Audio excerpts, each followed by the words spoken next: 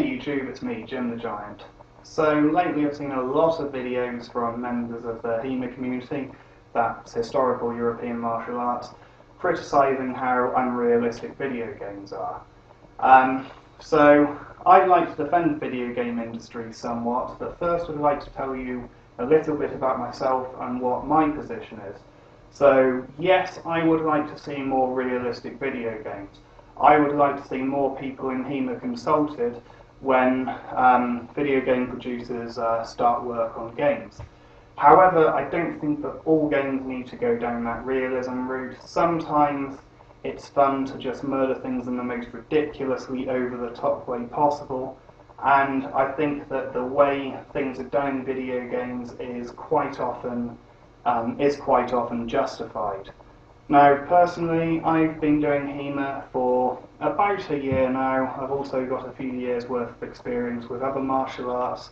I've got experience with quite a wide array of weapons.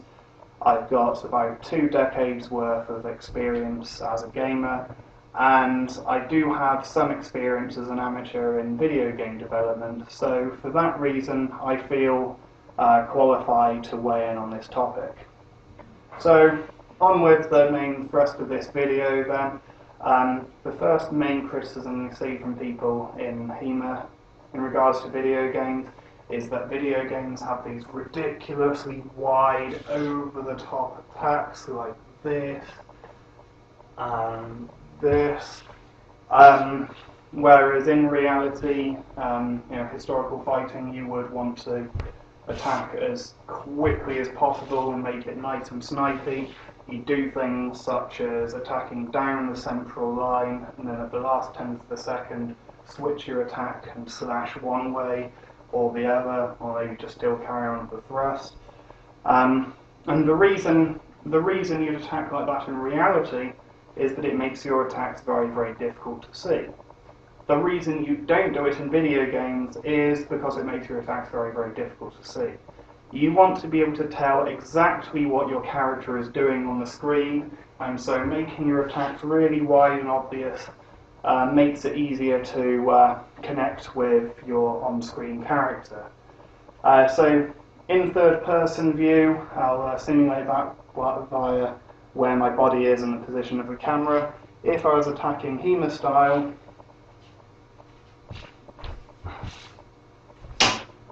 you probably couldn't even see the sword from that angle. Whereas if I'm attacking like you do on a video game,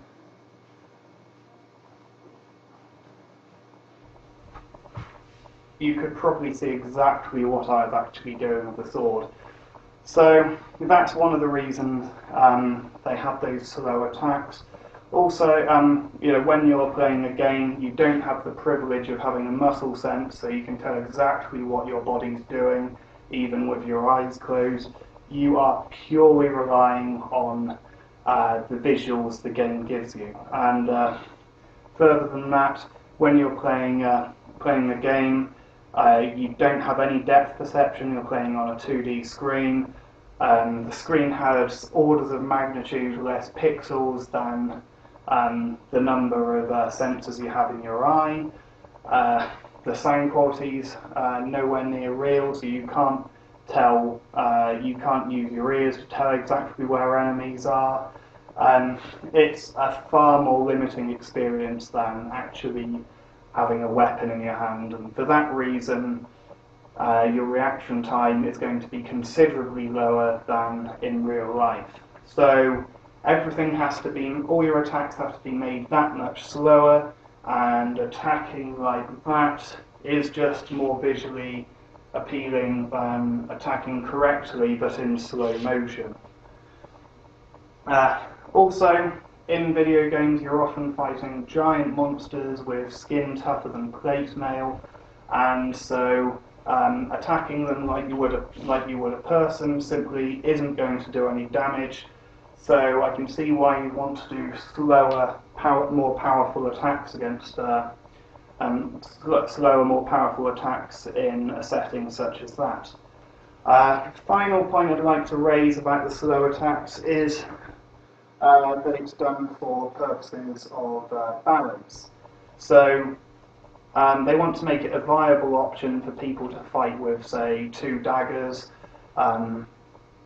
Whereas in reality, a dagger has about 3 foot less range than this sword, and yes, you can attack faster with the dagger, but that does nowhere near enough to counter the extra range you have with a sword. If somebody's standing opposite me, if they try and lunge towards me with a sword, I've cut them down before they have a chance to do it. I would have to make a really, really big mistake to lose against somebody with a dagger in reality.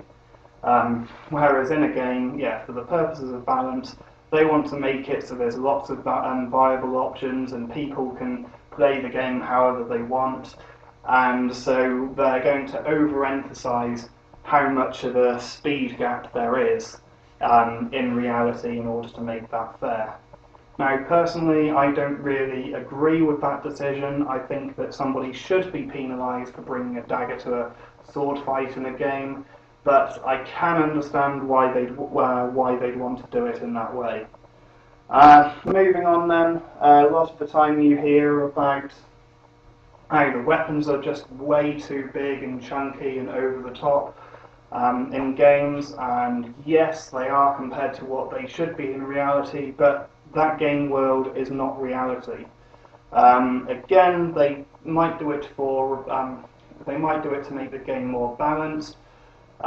It's simply more believable if somebody's doing a really slow attack with a very heavy weapon, rather than if somebody's using a light weapon and just being retardedly slow. Again, though, they probably do it for visuals. So on the screen, this sword's probably only a couple of pixels wide, whereas if it was nice and chunky, it would be far easier to see. It would be probably equivalently easy to see a chunky sword as it is for me looking at this sword now.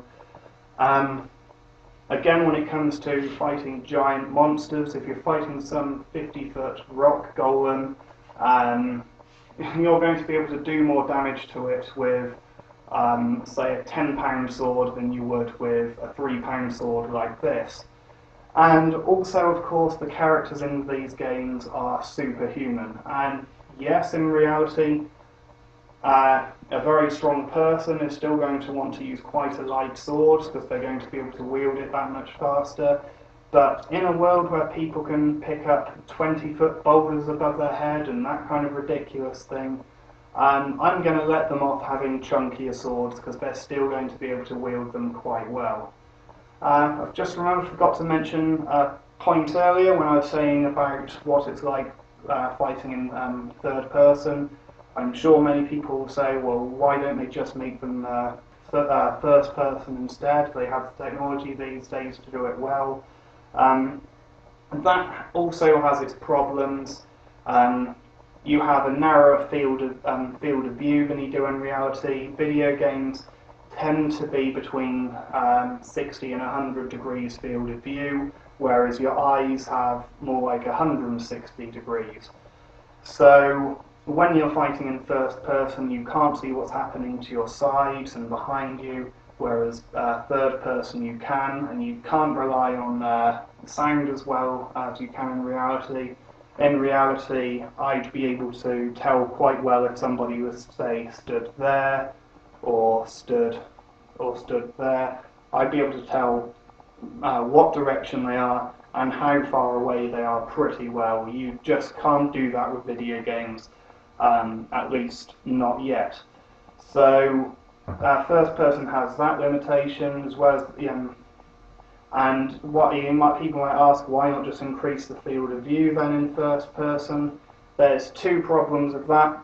First problem, if you increase the field of view, this sword, which is a couple of pixels wide, would be even narrower and even harder to see. And secondly, having a really wide field of view can cause nausea in some people. So I'll leave a link to an article down below explaining exactly why that is. I'm also going to leave a link to a video with somebody fencing using a GoPro, just so you can see how hard it is to actually see to actually see a sword on a screen when somebody's fighting at full speed. So for that reason, they do need to slow things down. So I think that's about all I've got to say at the moment. If I see any other arguments I take issue with regarding video games, I may well do a follow-up to this. But finally, I'd like to issue a challenge to people within the HEMA community. I do think that you all have a lot of very good insights into what could make a good game. And you know, if you do, why not go for it yourself? There's enough people in the HEMA community these days, so why don't people in the HEMA community with the relevant skill sets all get together and make your own game, or make your own mod for a game, or do something like that? I would be very interested to see what results they actually get, and whether it's as entertaining as the more unrealistic style of combat game. So thanks for watching, comment, rate, subscribe, and I'll see you soon. Bye.